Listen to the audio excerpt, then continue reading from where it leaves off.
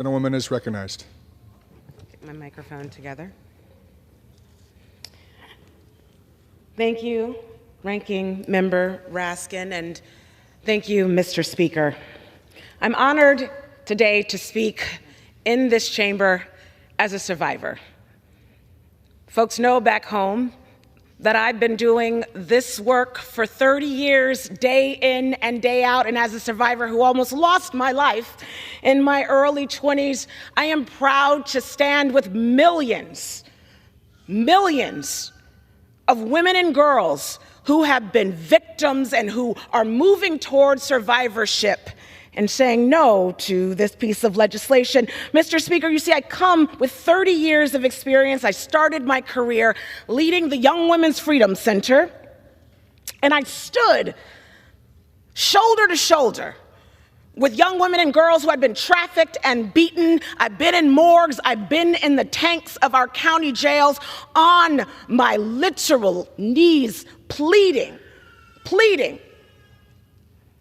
with law enforcement to let young women out who themselves were victims and who were incarcerated wrongly for standing up for themselves while they fought for their lives. I've learned through this work that justice is not a principle, it is our responsibility.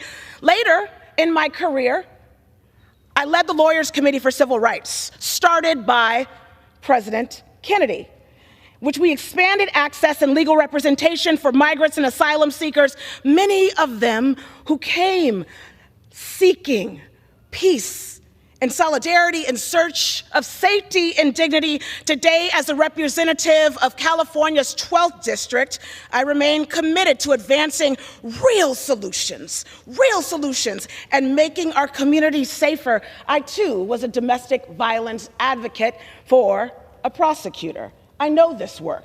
I remain committed to working with my colleagues on both sides of the aisle to fix a severely broken immigration system. But moreover, I am here to stand up for victims. I would love another minute. Lady, another minute. HR 30, and I repeat, does nothing to advance these solutions. Instead, it broadens the definition of domestic violence in ways that punishes survivors, making them admissible and subject to deportation, regardless of their legal status. Colleagues, we must read this bill.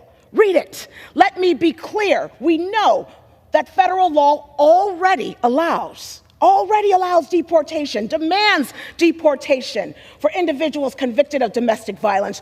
HR 30 doesn't strengthen the protection of survivors. It weaponizes them. I know what it means to protect victims, Ranking Member. It means to fight systemic equities in our current systems that don't work for those victims or survivors. You know, HR 30 doesn't do this work. That is why I, too, stand with over 200 organizations, one in which I co-founded, the Sister Warriors Coalition that is 10,000 strong, young women and girls who are surviving rape and domestic violence and trafficking. They, too, say no. We reserve. Thanks to the gentlelady for her distinguished remarks. Thank you. The gentleman.